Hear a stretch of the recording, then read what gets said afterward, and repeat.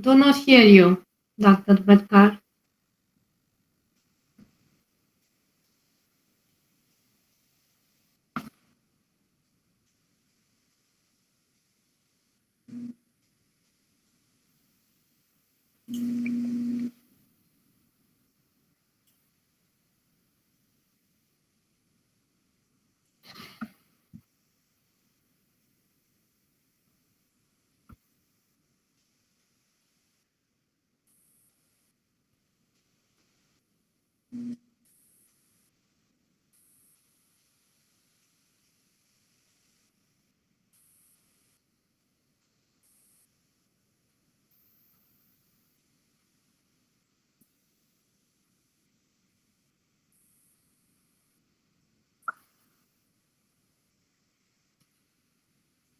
Thank you very much, Dr. Bedkar. How much do we have? 30 minutes, correct?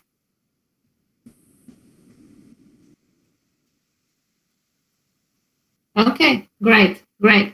So thank you very much. First of all, my apologies for being a bit late.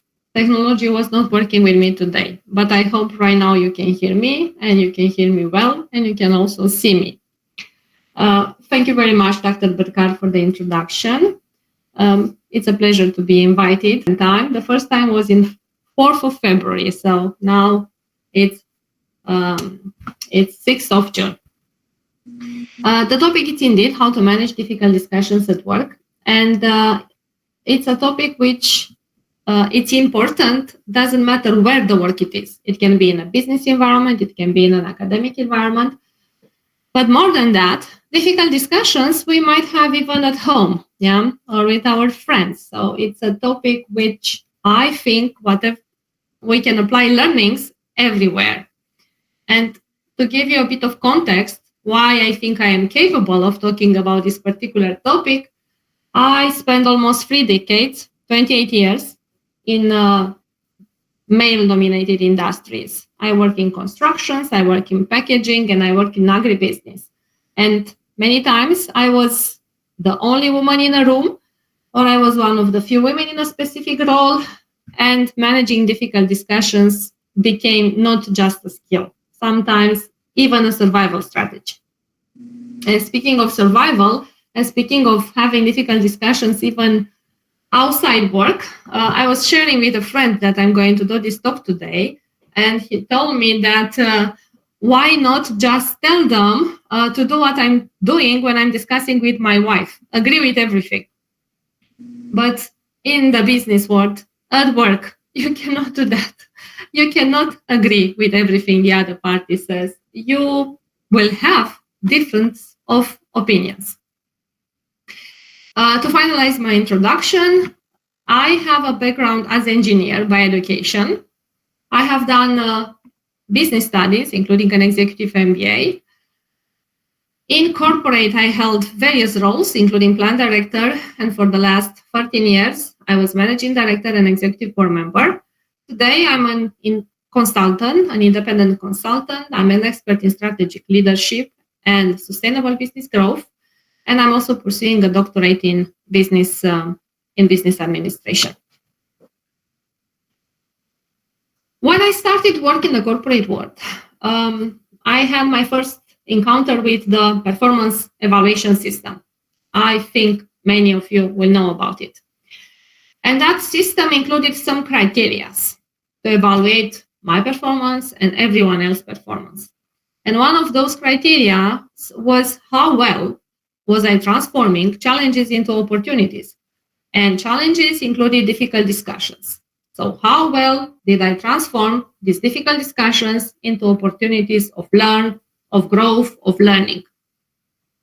And there are difficult discussions in many cases.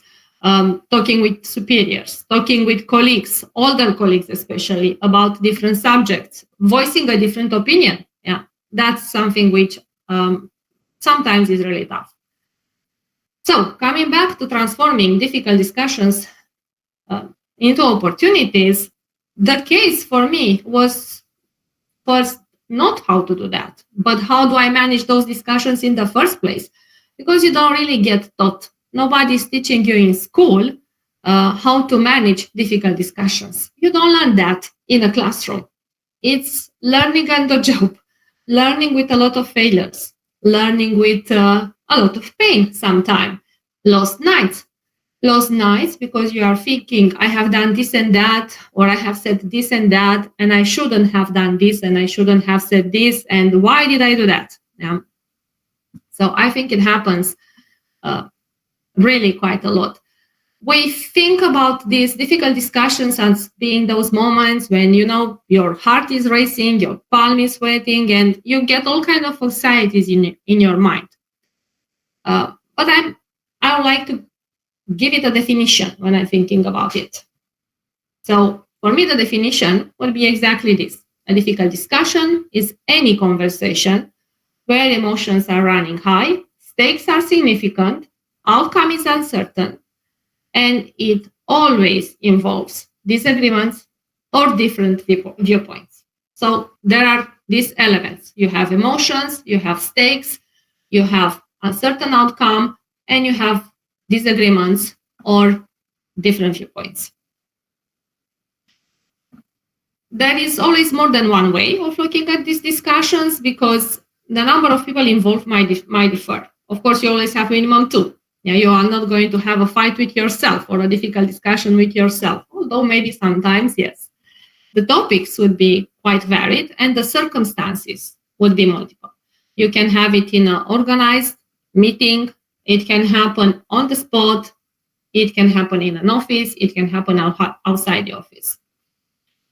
But for the sake of today, I would just like to give some examples of cases where these discussions are involving a manager and a direct report, because these kind of situations are really found many times. And to understand how this plays out in real life, maybe it's helpful to give some examples from different perspectives. So one example would be performance review. As a manager, you have to tell a team member during the performance review that the performance is not meeting expectations. Or, as a report, you have to receive this feedback. This is a difficult conversation. It involves emotions like defensiveness, resentment. An employee which has received many times in the past positive feedback might be shocked, might be hurt by a sudden shift in evaluation. So a lot of emotional responses and potential conflicts will be involved. Another difficult discussions in a work environment is salary negotiation. Because asking for a salary can be very difficult for the person which is asking. But, you know, sometimes it's not comfortable for the person who is being asked. And I have been in both cases. I have been the one asking for a raise, and I have been the one replying to a question for a raise. For the person asking, you might have the fear of rejection. You are asking for something and you are getting told no. Or you are asking for something and you are getting told no because you are undervalued. So you are not valued as you deserve. For the person which is giving the feedback, that person needs to build reasonable explanations, credible explanations. So not an easy situation, also from that perspective.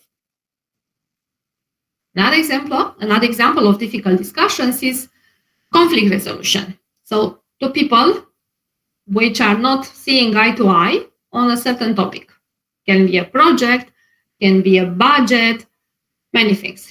In my work-life experience, this kind of situations appeared quite a lot when I was discussing budgets, for example, or when I was discussing important alignment issues between various areas of the business I was working for or I was in charge for, or when I had to mitigate conflicts between team members. It's a situation which, if left untackled, leads to a stalemate which can really affect the entire team. So you have to react. And that is the fourth example from the real life, which I want to bring into discussion, is addressing misconduct, which is always difficult.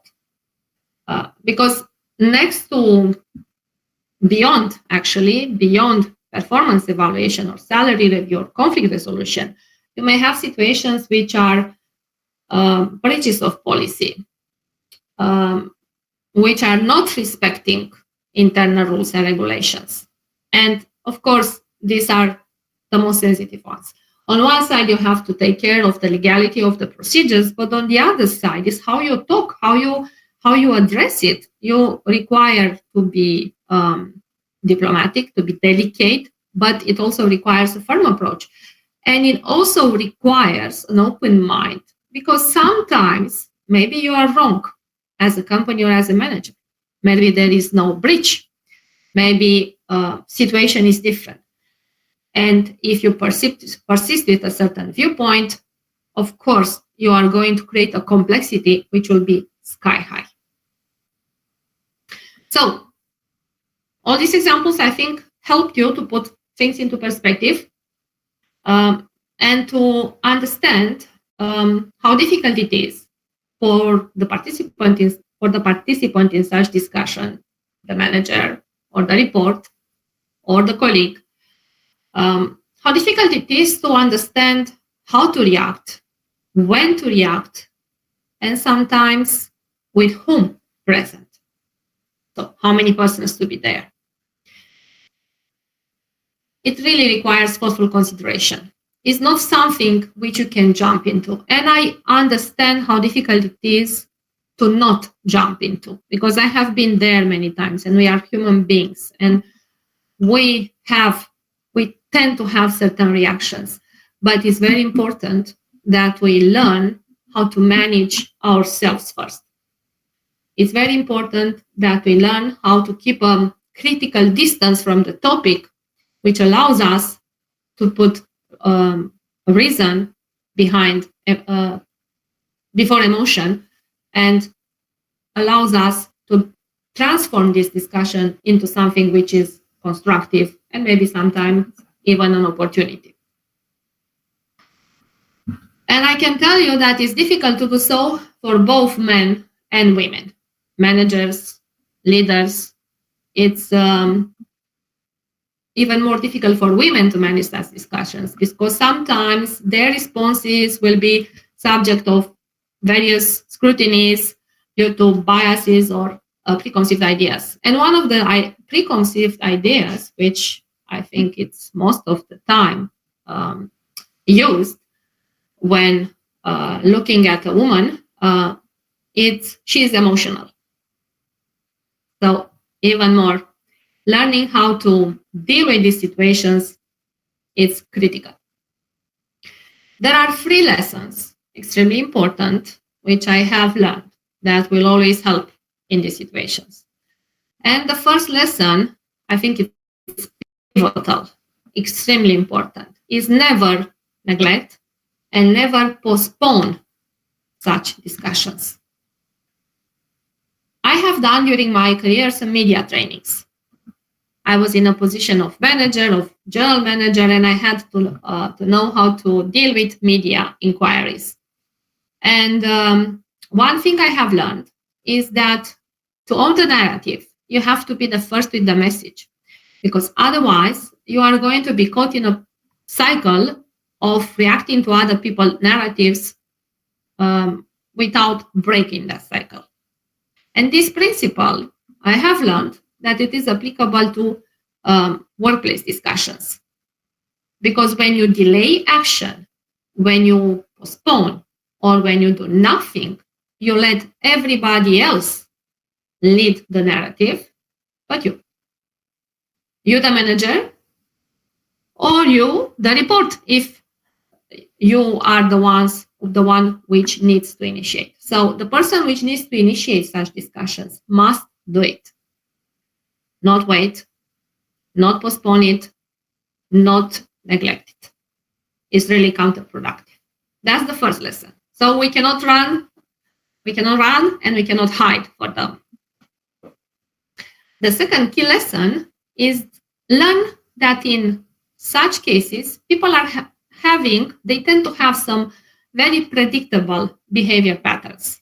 And in the moment when you know that, you understand this, you learn how to recognize these behavior patterns, and you learn something, again, very important. You learn not to interpret, to read those reactions as something addressed to you.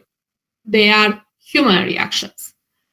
And you'll learn how to keep a critical distance from things, which will help you control your own emotions.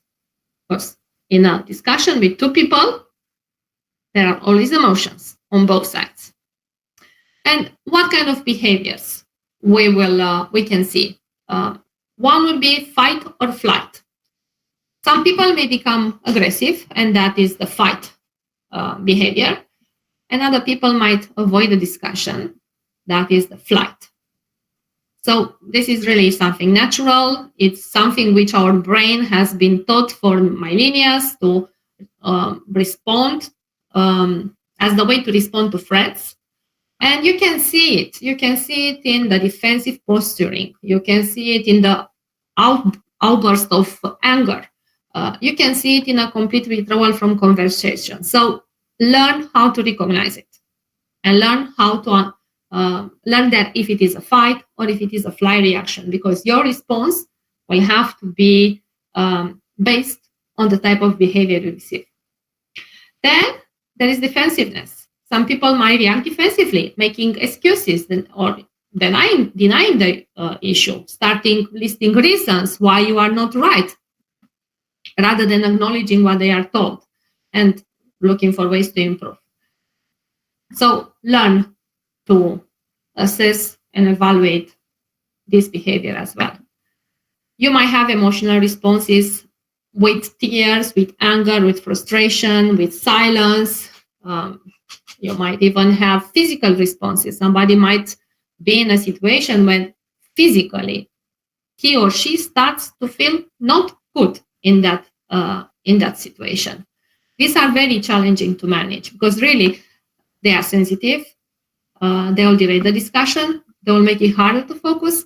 But you need to learn how to manage this kind of responses as well. And there is a fourth behavior which I have seen many times, which is I called rationalization. So what happens in this situation? People start immediately to rationalize their behavior, to justify. So what this means? Shifting the blame, minimizing the impact of what happened, presenting a totally different version of events.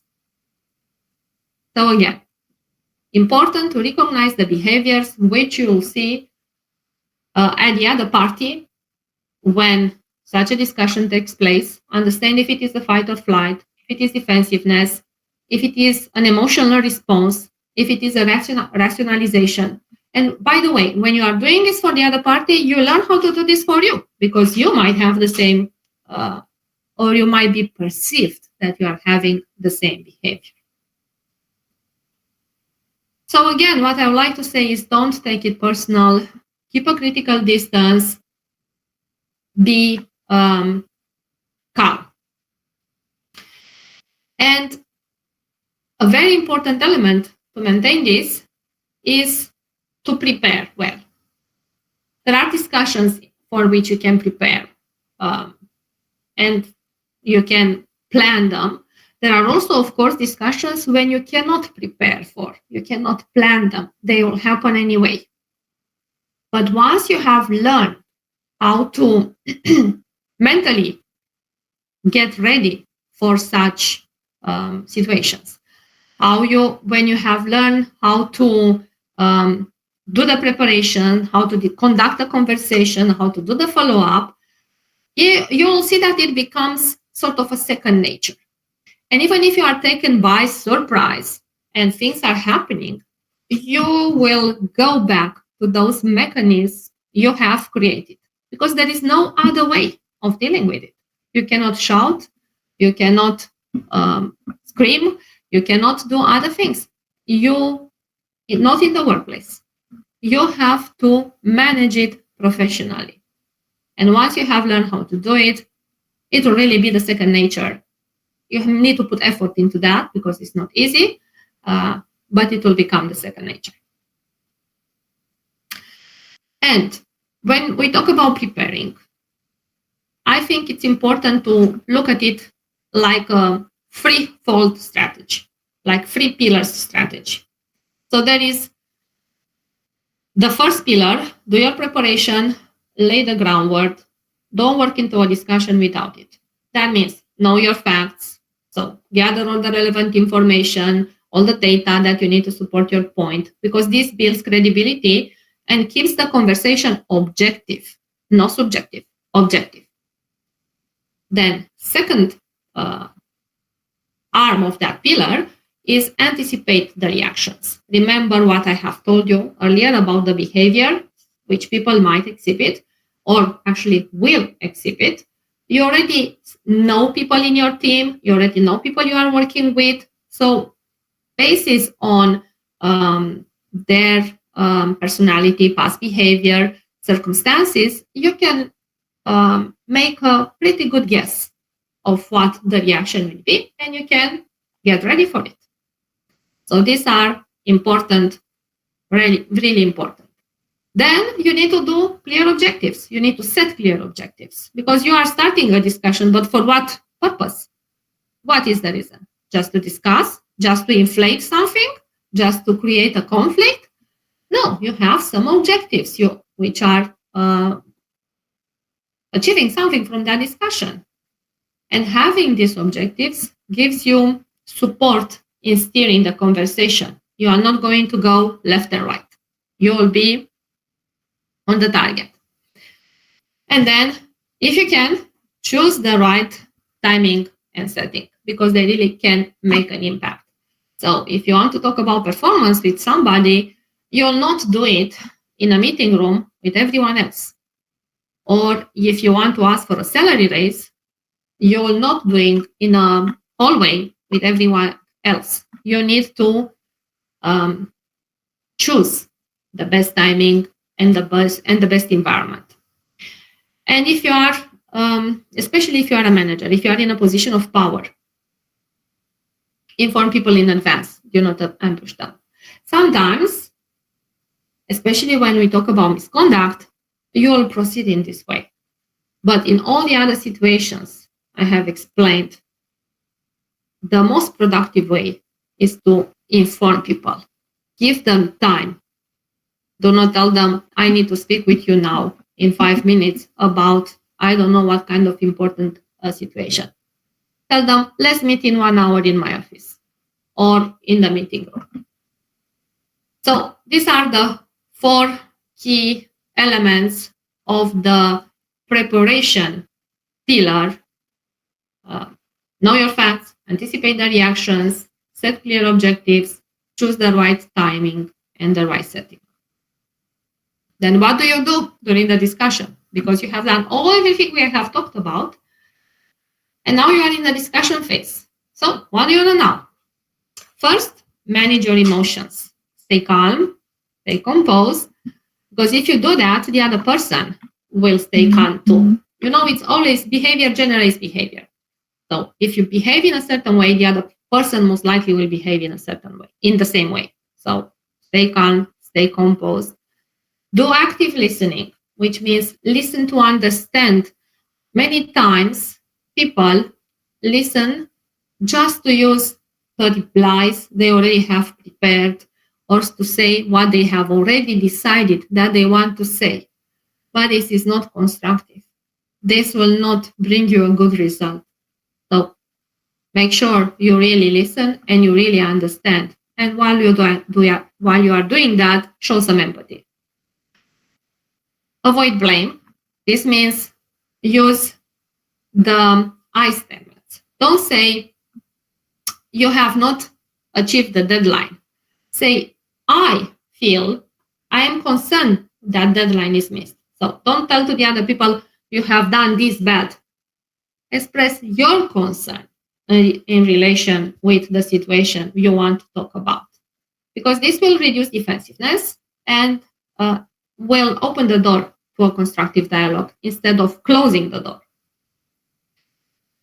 Of course, you need to be respectful and you need to show empathy. You need to stay solution-oriented. So we can talk about the problems forever. But as one of my managers used to say, problems we have plenty. What are the solutions to those problems? So don't talk about the problem and only about the problem. Shift the focus from the problem to the solution.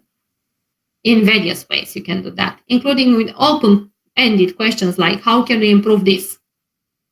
Be transparent and be honest, because this is key in creating trust. You need to be straightforward. You need to avoid sugarcoating. So if a situation is critical, you will not use words which will not express the criticality of the issue. You'll have to use words which will show that the issue is critical. You do this in a respectful manner, but you need to show what the situation is about. And you need to maintain a very open body language. So don't stay with your hands like that. Yeah. Don't close yourself, because the other person will do the same. Maintain the eye contact. Don't look on the walls. Extremely important.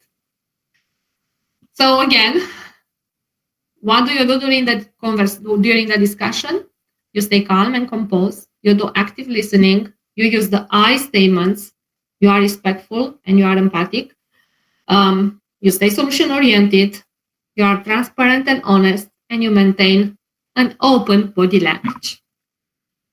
And then a phase which is forgotten by many, but it's important, because without it, everything you have done in the preparation and everything you have done in the discussion phase will collapse.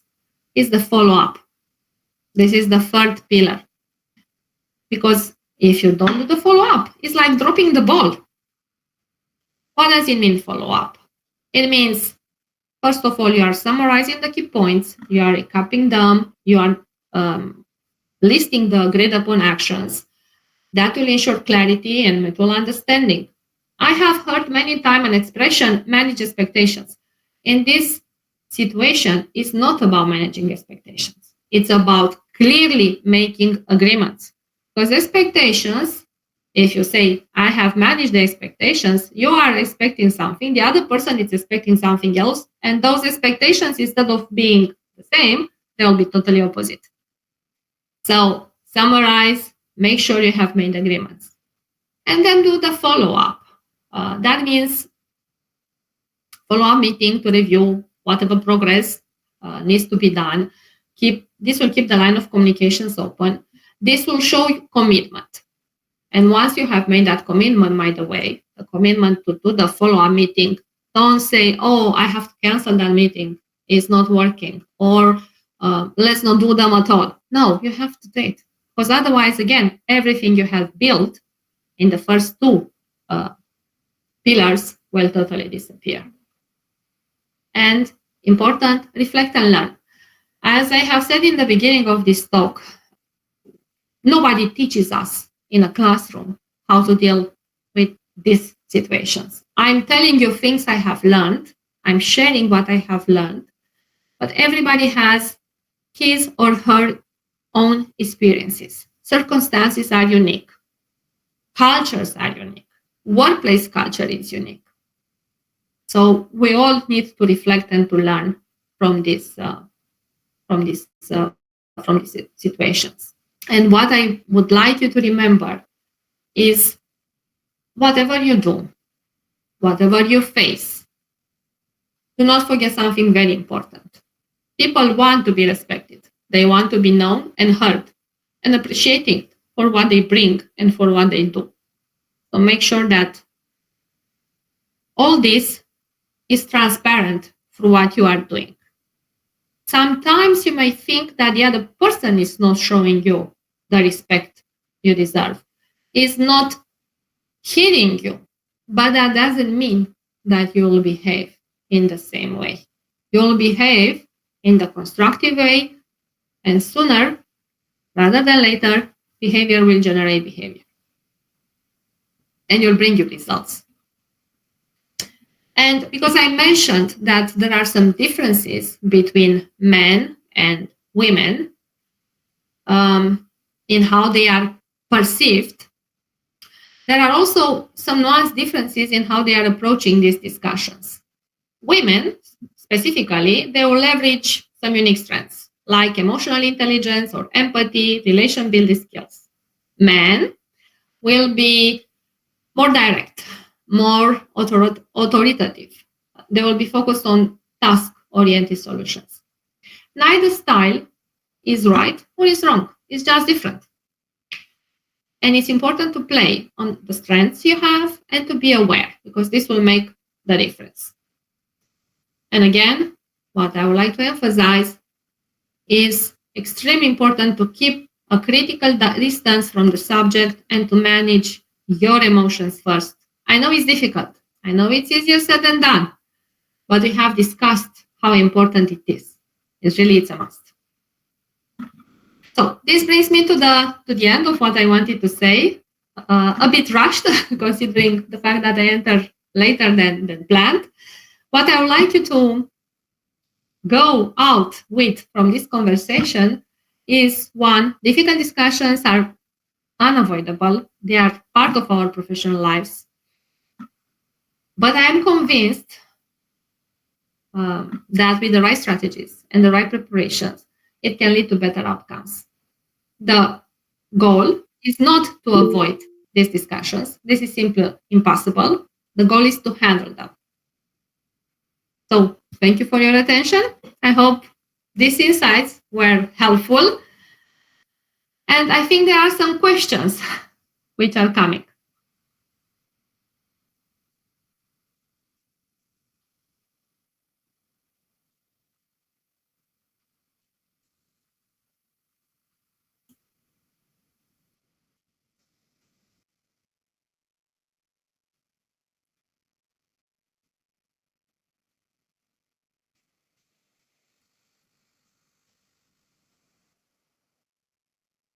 Okay.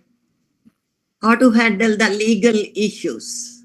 You know, each country, each state has different legal issues to handle. When we are managers, then we have to take care of the legal part. If you sue some other employees, sometimes sue you or sometimes bully you. All those things how to take into consideration. Can you give some highlight about that? I think you already gave a good reply. Is respect the legal procedure. I do not know the legal system in India, but I do believe, like every legal system everywhere, you have to follow the procedure. You have to work by the book, which means that you cannot work alone. You need to work together with your HR. You need to work together with a legal advisor. You need to inform your manager. So the only thing I can say is that regardless of where you are, which country, which state, which geographical area, you need to follow the process. Especially you as a manager need to be very mindful of that. You'll not have the specific knowledge, but you will involve other people which are having the specific knowledge. So when you have such a situation, don't work alone. This is if not even do a discussion alone. Involve HR, involve the legal department.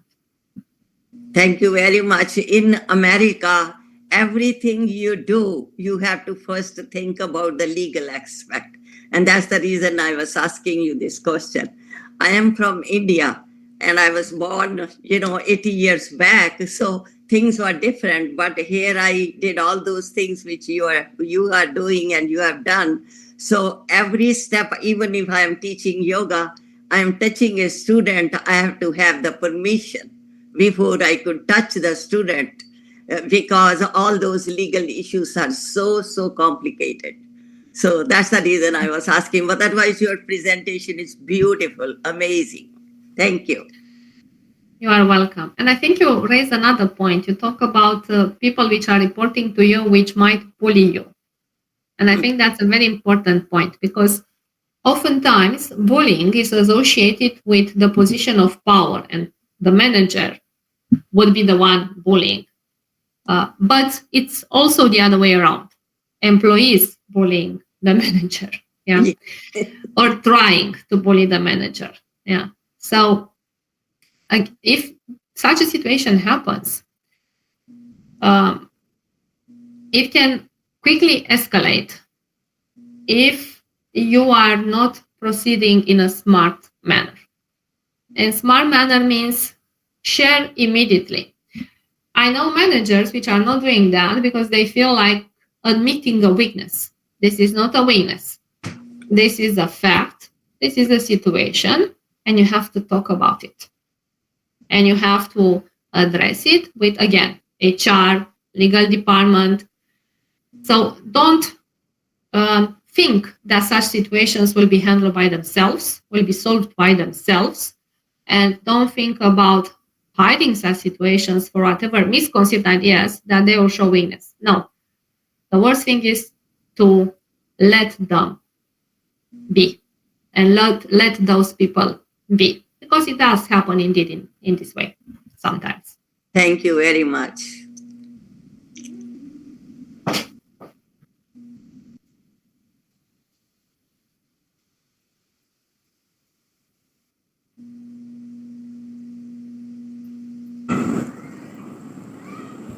Hello.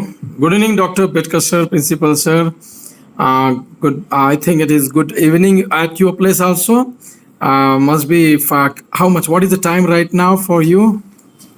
I think 3 o'clock. I am 1 hour and a half behind you. Yeah. So good evening. I'm okay. Yeah. Correct. So wonderfully placed the subject and the discussion, conversation, consultation. These are the terminologies used most of the time.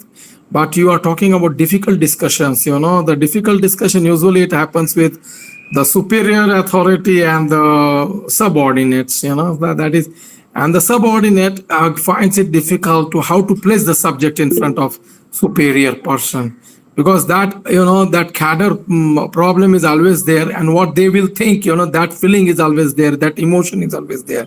That is my first question. And second question is, if suppose I'm going for discussion, but I'm having some preoccupied ideas, I'm having some kind of notion about the person, because it is said that the reputation reaches first and the person reaches afterward. So usually it happens that, we carry some impression before only, and then the discussion become really very difficult. So how to work out in this kind of situations? Otherwise, your presentation was wonderful. And if you are really going for some discussion like, the superior authority and subordinate, what should be the modus operandi, how to place the subject? So should we start with the subject, then the other person will say, and then how, what kind of a procedure we should go with? So please elaborate on this. Thank you very much. Okay, you are welcome. So the discussion can be initiated by the superior or by the person reporting to the superior.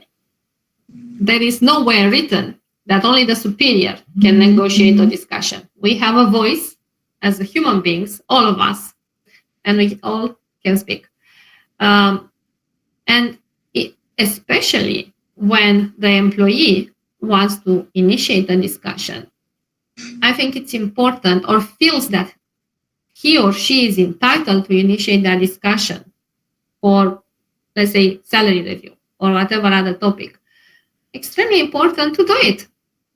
Because if you say, I will wait for the other person to say, you lose that control over the narrative. Maybe you will not receive what you are asking for. So you're asking for a salary raise and you are not going to receive for, but you have asked for it.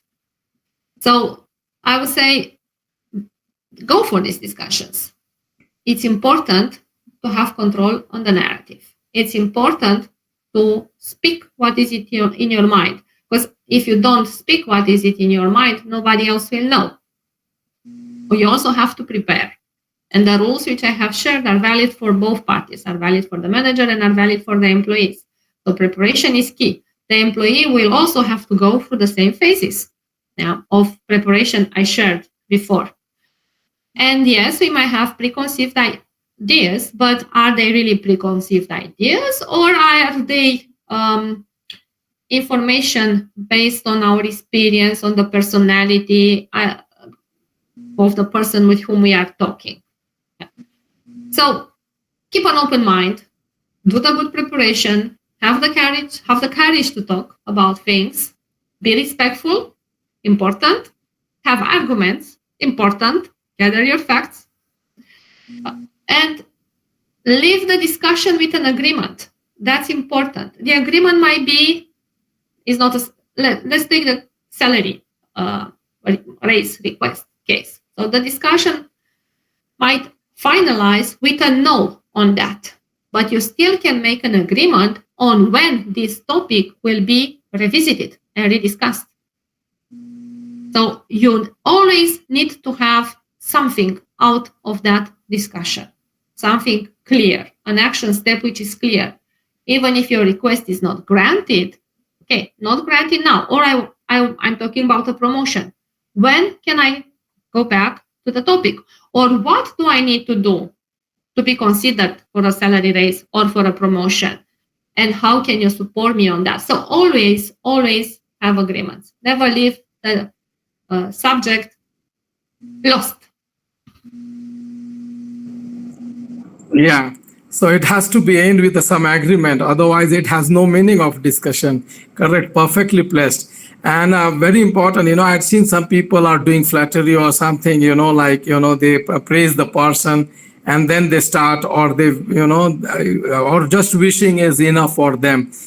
Some people are very good in this. And then they put their point in such a way that, the front person accept it without much thinking.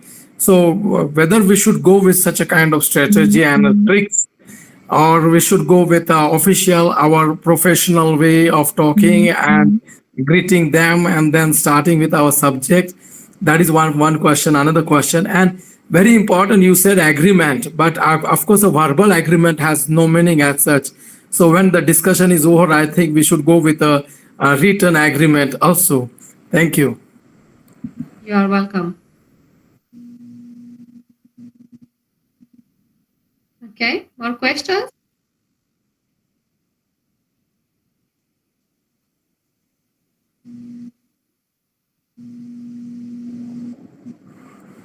You are addressing this question to me.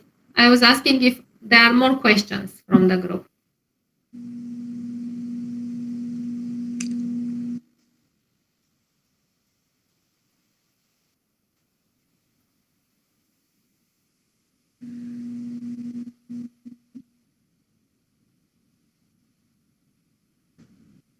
If no more questions, you can always reach out to me. You can find me on LinkedIn and you can reach out to me and ask a question there.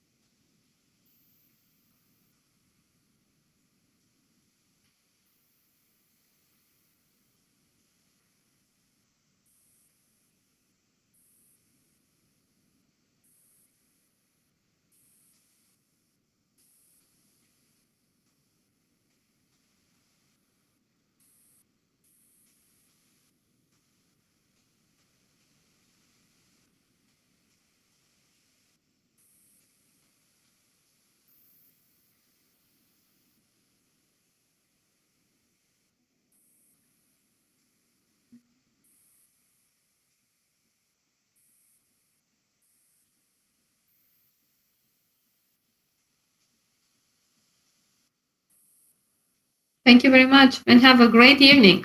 Thank you. Bye. Bye.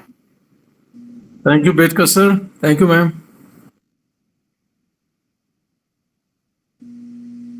Thank you very much, everyone.